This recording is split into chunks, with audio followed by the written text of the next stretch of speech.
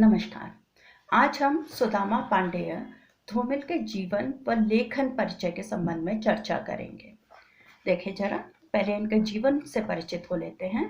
सुदामा पांडेय धूमिल का जन्म 9 नवंबर 1936 को वाराणसी के निकट खेवली गांव में हुआ।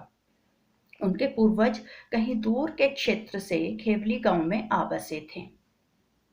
धूमिल के पिता शिवनायक पांडे एक मुनीम थे। वो इनकी माता रजवंती देवी घर बार संभाला करती थी। जब धूमिल मात्र 11 वर्ष के थे तब इनके पिता का निधन हो गया। बचपन इनका बहुत संघर्षमय बीता। 12 वर्ष की आयु में इनका विवाह मूरत देवी से हो गया। 1953 में जब उन्होंने हाई स्कूल पास किया तो अपने गांव में मैट्रिक पास करने वाले ये पहले व्यक्ति थे। लेकिन आर्थिक दबावों के रहते आगे अपनी पढ़ाई जारी न रख पाए।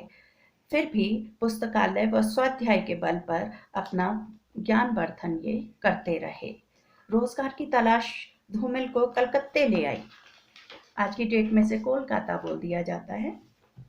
यहाँ इन्होंने लोहा ढोने का काम किया व मजदूरों की जिंदगी को बहुत करीब से जाना।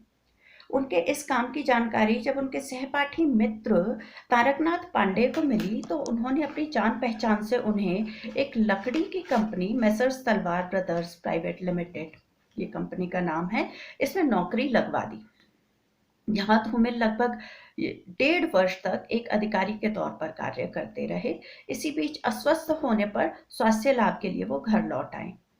बीमारी के दौरान मालिक ने उन्हें मोतीहारी से गुवाहाटी, जो कि असम में है, वहां चले जाने को कहा। धूमिल ने अपने बिगड़े स्वास्थ्य का हवाला देते हुए वहां जाने से मना कर दिया। इस पर मालिक के अहम पर चोट लगी और उन्होंने कहा, I am paying for my work and not for your health. धूमिल स्वाभिमानी थे। मालिक कैसे तेवर बर्दाश्त न कर सके। उन्होंने पलट कर कहा, but I am working for my health, not for your work. इस तरह अच्छी खासी नौकरी को धूमिल ने छोड़ दिया। इसी घटना से धूमिल पूंजीपतियों और श्रमिक वर्ग के फासले व दृष्टिकोण को भी गहराई से समझे। यह उनके जीवन का वो मोड़ था जिसके आगे उनका जनवादी संघर्ष उनकी कविता में आक्रोश बन के फूटने वाला था। उन्होंने जीवन की विद्रूपता को, श्रमिकों के संघर्ष को इतने करीब से देखा था कि यह उनके काव्य का आधार बना। 1957 में धूमिल ने काशी विश्वविद्यालय से औद्योगिक संस्थान में प्रवेश लिया। 1958 में प्रथम श्रेणी से डिप्लोमा करने के बाद वहीं अनुदेशक के पद पर वो नियुक्त हो गए। फिर इसी क्षेत्र में नौकरी करते हुए पदोन्नति के साथ बलिया, बनारस व सहारनपुर में इन्होंने काम किया। 1974 में जब वे सीतापुर में कार्यरत थे तो अस्वस्थ हो गए। अपनी स्पष्टवादिता के कारण उन्हें अधिकारियों का कोप भाजन बनना पड़ता था। उच्चाधिकारी अपना दबाव बनाए रखने के लिए उन्हें किसी न किसी तरह उत्पीड़ित करते रहते थे। यही दबाव धूमिल के मानसिक तनाव का कारण बन गया। अक्टूबर 1974 को काशी विश्वविद्यालय के मेडिकल कॉलेज में डॉक्टर्स ने उनके भयंकर सिर दर्द का कारण ब्रेन ट्यूमर को बताया। इसी वजह से 10 फरवरी 1975 को उनकी मृत्यु हो गई। अब देखिए कितना संघर्षमय जीवन रहा है उनका, और बहुत कम उम्र में उनकी मृत्यु हो गई थी। धूमिल को हिंदी कविता के संघर्ष का कवि कहा जाता है। धूमिल के काव्य, अब यहाँ पे हम लेखन परिचय पे आते हैं उनके। देखें जरा, ये अभी तक तो हमने जीवन परिचय देखा उनका।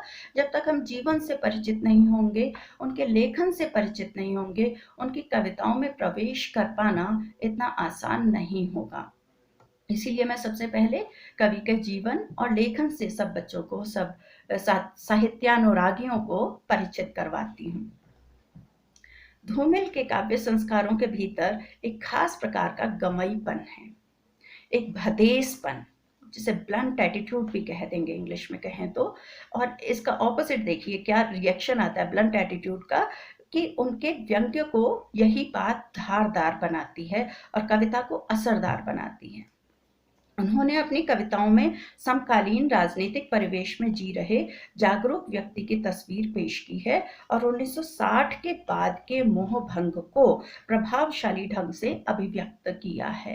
यह मोह भंग कई तरह का मोह भंग था कि आज़ादी के बाद हमारा देश जाने क्या क्या हो जाएगा, तो उस सब से और आपसी रिश्ते और सामाजिक रिश्ते जिस तरह से टूट फूट हो रही थी, पूरे देश में उथल पुथल हो रही थी, तो वो एक मोह भंग की स्थिति थी तब के युवाओं में।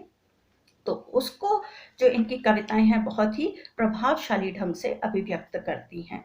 संघर्षरत मनुष्यों के प्रति धूमिल के मन में अथाह करुणा है। उन्हें ऐसा लगता है समकालीन परिवेश इस करुणा का शत्रु है, इसीलिए उनकी कविता में यह करुणा कहीं आक्रोश का रूप धारण करती है तो कहीं व्यंग्य और चुटकुलेबाजी का। साठोत्तरी कविता के इसी आक्रोश और जमीन से जुड़ी मुहावरेदार भाषा के कारण धूमिल की कविताएं अलग से पहचानी जाती हैं। अब ये जो साठोत्तरी कविता है यानी 1960 के बाद की कविताएं, उन्हें हम साठोत्तरी कविताएं कह देते हैं। तो इसी के आक्रोश और जमीन से जुड़ी मुहावरेदार भाषा के कारण धूमिल की कविताएं अलग से पहचानी जाती हैं साठोत्तरी कविताओं में। सन 1960 के बाद की हिंदी कविता में जिसमें मोह भंग की शुरुआत हुई थी, क्योंकि कुछ वर्ष तो लगते हैं, चलो देश को सेटल डाउन होने में 1947 से 1960 तक का इंतजार कर लिया युवाओं ने, लेकिन तब भी अगर जब स्थितियां बिगड़ती ही चली गई तो उनमें मोह भंग की स्थिति पैदा हुई थी। धूमिल उसकी अभिव्यक्ति करने वाले अत्यंत प्रभावशाली कवि हैं। उनकी कविता में परंपरा, सभ्यता, सुरुचि, शालीनता और भद्रता का विरोध है। जिन्हें हम सद्गुण मानते हैं उन सब का ये विरोध कर रहे हैं, देखिए, क्योंकि इन सब की आड़ में जो हृदय पलता है उसे धूमिल पहचानते हैं। कवि धूमिल यह भी जानते हैं कि व्यवस्था अपनी रक्षा के लिए इन सब का उपयोग करती है, इसलिए वो इन सब का विरोध करते हैं। इस विरोध के कारण उनकी कविता में एक प्रकार की आक्रामकता मिलती है, किंतु उससे उनकी कविता का प्रभाव बढ़ता ही है, कम नहीं होता है। धूमिल अकविता आंदोलन के प्रमुख कवियों में से एक हैं। अब आपके लिए जो छोटे स्टूडेंट्स हैं +1 2 के, उनके लिए अकविता आंदोलन वगैरह थोड़ी अलग सी टर्म्स हैं, लेकिन आप ध्यान से मेरा लेक्चर सुनेंगे तो समझ जाएंगे। इसी में आगे आ जाएगा थोड़ी सी 2-4 लाइनों बाद ही कि अकविता क्या है।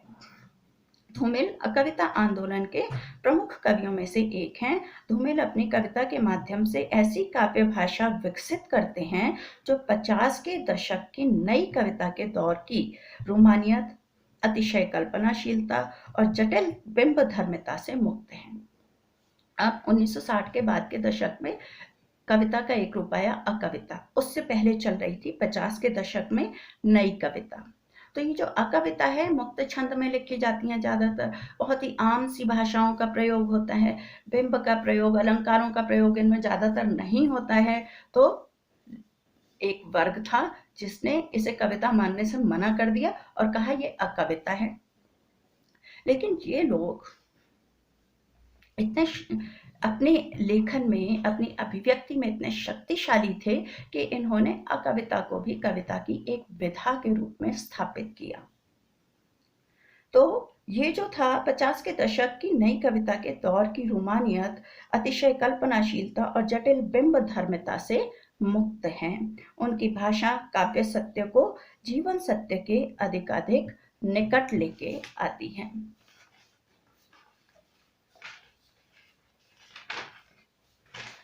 धूमिल की अनेक कविताएं समकालीन पत्र पत्रिकाओं में बिखरी पड़ी हैं, कुछ अभी तक अप्रकाशित भी हैं। अभी तक धूमिल के 4 काव्य संग्रह प्रकाशित हो चुके हैं। संसद से सड़क तक, कल सुनना मुझे, धूमिल की कविताएं, ये शीर्षक ही है काव्य संग्रह का, धूमिल की कविताएं, सुदामा पांडे का प्रजातंत्र। इन्हें जो पुरस्कार मिला है मरणोपरांत मिला है। 1979 में हिंदी साहित्य अकादमी का हिंदी के क्षेत्र में इन्हें पुरस्कार मिला है। इनका रहन सहन, अब देखिए मरणोपरांत इन्हें पुरस्कार मिला, लेकिन ये अपनी विधा के बहुत ही शक्तिशाली कवि रहे हैं। इनकी अभिव्यक्तियां बहुत ही शक्तिशाली रही हैं, लेकिन इनका आम रहन सहन, रोजाना का रहन सहन इतना साधारण था कि ब्रेन ट्यूमर के शिकार होकर जब वे अचानक मौत से हारे तो उनके परिजनों तक ने रेडियो पर उनके निधन की खबर सुनकर जाना कि वे कितने बड़े कवि थे। धूमिल की काव्य भाषा और काव्य शिल्प में एक जबरदस्त गर्माहट है, और ये जो गर्माहट है ये बिजली के ताप की सी गर्माहट नहीं है, बल्कि जेठ की दोपहरी की गर्माहट है। एक वानगी देखें, जो मैं कविता आपके सामने प्रस्तुत करने जा रही हूँ, ये धूमिल की अंतिम कविता है। शब्द किस तरह कविता बनते हैं इसे देखो, शब्द किस तरह कविता बनते हैं इसे देखो, अक्षरों के बीच गिरे हुए आदमी को पढ़ो। क्या तुमने सुना कि यह लोहे की आवाज है या मिट्टी में गिरे हुए खून का रंग? लोहे का स्वाद लोहार से मत पूछो, उस घोड़े से पूछो जिसके मुंह में लगाम है। इन पंक्तियों पे, ये जो अंतिम 4 पंक्तियां मैंने पढ़ी हैं, इन पे सब लोग थोड़ा गौर करें, खासतौर से विद्यार्थी गौर करें, क्योंकि ये 4 पंक्तियां अगर आप याद कर लेंगे और धूमिल के संदर्भ में कभी भी आप लिखेंगे या अकविता के संदर्भ में कभी भी लिखेंगे या साठोत्तरी कविता के संदर्भ में कभी भी लिखेंगे, मेरा प्रिय लेखक आप लिख रहे हैं, धूमिल लिख देते हैं, उनकी कुछ एक कविताएं कोट कर देते हैं, तो कुछ और ही लेवल के आप स्टूडेंट बन जाते हैं, विद्यार्थी बन जाते हैं। पढ़ने वाला भी खुश होता है कि नहीं, विद्यार्थी जो है अपना काम मेहनत से कर रहा है, थोड़ी एक्स्ट्रा मेहनत लगा रहा है, किताबों से बाहर जाके पढ़ता है लेखकों को। तो देखिए जरा, मैं इन्हें जरूर रिपीट करना चाहूंगी। लोहे का स्वाद लोहार से मत पूछो, उस घोड़े से पूछो जिसके मुंह में लगाम है। व्यवस्था जिसने लोगों को छला है, उसको आईना दिखाना धूमिल की कविताओं का परम लक्ष्य है। देखें जरा, और ये कविता भी मैं आपको रिकमेंड करूंगी, इसे भी आप याद करने, बहुत सरल भाषा में है और बहुत गहरी बात है। रोटी और संसद, शीर्षक है रोटी और संसद। एक आदमी रोटी बेलता है, एक आदमी रोटी बेलता है, एक आदमी रोटी खाता है। एक तीसरा आदमी भी है जो न रोटी बेलता है न रोटी खाता है, वह सिर्फ रोटी से खेलता है। मैं पूछता हूं, यह तीसरा आदमी कौन है? मेरे देश की संसद मौन है। तो देखें, धूमिल का आपको और लिटरेचर मिलता है, और पढ़ें, अपना टेस्ट डेवलप करें। इसके बाद हम सिलेबस में आपके एक और कविता आने वाली है, उस पर अगले वीडियो में चर्चा करेंगे। आपकी उस कविता का शीर्षक होगा घर में वापसी। तब तक के लिए मुझे आज्ञा दें, धन्यवाद।